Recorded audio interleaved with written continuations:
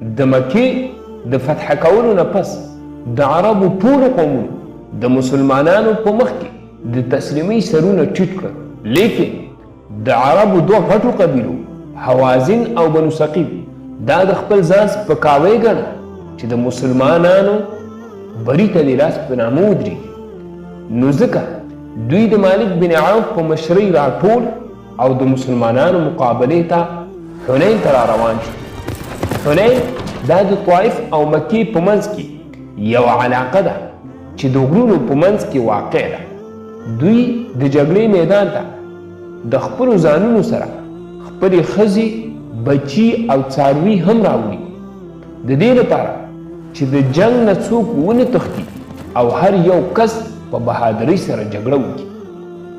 رسول الله صلی الله علیه وسلم چې کله د دوی د ارادې څخه خبر شو، رسول الله صلی الله علیه وسلم د هجرت په 8م کال د مکې نه د 12,000 مجاهدینو سره د حنین په طرف روان شو. په دې 12,000 مجاهدینو کې 10,000 هغه صحابه کرام چې هغوی د مدینې نه د مکې فتح کولو لپاره راغلي او 2,000 پکې د مکې نوي مسلمانان. د کفارو فوج حنین ته د مسلمانانو نه مخکې ورسېد، نو دوی د حنین په غرونو، کوڅو، لوړو او ژورو کې کمین ونیو. مسلمانان چې کله حنین ته ورسېدل، دوی ته پته نه وه چې کفارو موږ ته کمین نیولی دی. نو یو دم پرې د هر طرف نه د غشو باران جوړ شو. نو مسلمانان بیرته په شا شو، یو طرف او بل طرف ته منډې کړې، لیکن د رسول الله صلی الله علیه وسلم سره په میدان کې یو څو صحابه کرام پاتې شو او رسول الله صلی الله علیه وسلم د دښمن په طرف ور روان شو او دا خبره یې کوله، زه پیغمبر یم، دا کومه دروغ خبره نه ده، زه د عبدالمطلب زوی یم. لیکن عباس رضی الله عنه د رسول الله صلی الله علیه وسلم کچره کلکه ونیوله چې د دښمن منځ ته لاړه نشي. بیا رسول الله صلی الله علیه وسلم د کچرې نه راښکته شو او داسې دعا یې وکړه، خدایه خپله مرسته دې زمونږ په برخه کړه. بیا رسول الله صلی الله علیه وسلم خپل تره عباس رضی الله عنه ته وویل چې صحابه کرام راوبلئ. حضرت عباس رضی الله عنه صحابه کرامو ته په لوړ آواز غږ وکړ، نو ډلې ډلې ټول صحابه کرام واپس راغله او په دښمن باندې برید وکړ. جنگ چې کله ښه ګرم شو، نو رسول الله صلی الله علیه وسلم یو موټی خاورې راپورته کړې او د دښمن په طرف یې ور وشیندلې او ویې ویل مخونه دې وران شي. په میدان کې داسې یو کافر نه و چې د هغه سترګې دې د خاورې نه نوي ډکې شي. نو په کفارو کې شکست ګډ شو او هر یو په خپله مخه باندې وتښتېده. د کفارو ټول مالونه، ماشومان او ښځې د مسلمانانو لاسونو ته پرېوتل چې 6,000 بندیان، 40,000 اوښان، 40,000 نه زیات پسونه او 580 کیلوګرامه سپین زر وو.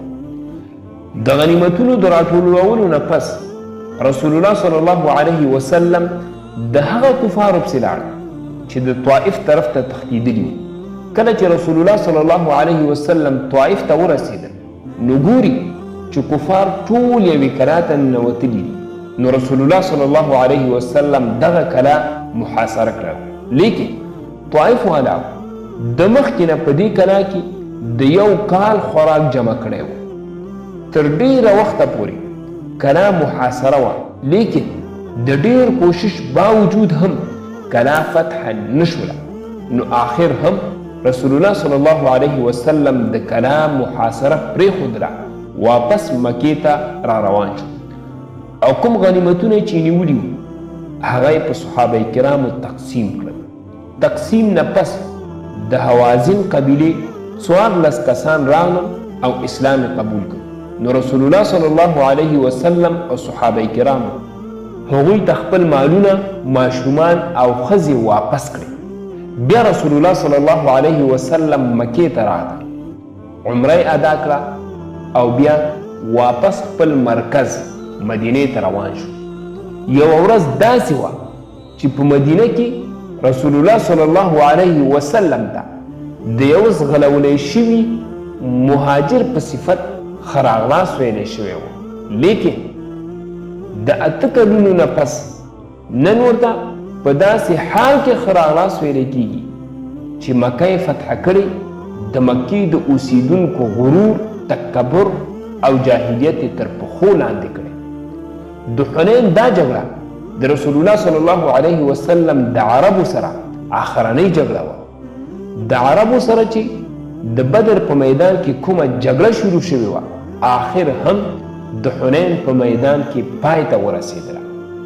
د عربو سره خو جګړه پای ته ورسېدله او دوی ډلې ډلې په اسلام کې داخلېدل او د عربو څخه مسلمانانو ته هیڅ خطره نه وه. لیکن د عربو نه بهر د دنیا د ټولو نه مضبوط سوپر پاور رومن امپایر د مسلمانانو د دې حالت نه کله هم خوشحاله نه و چې د هغې د وجې نه په ټوله دنیا کې دا خبره په تیزۍ سره خپره شوله چې ډېر زر به رومن امپایر په مسلمانانو باندې داسې یو حمله وکړي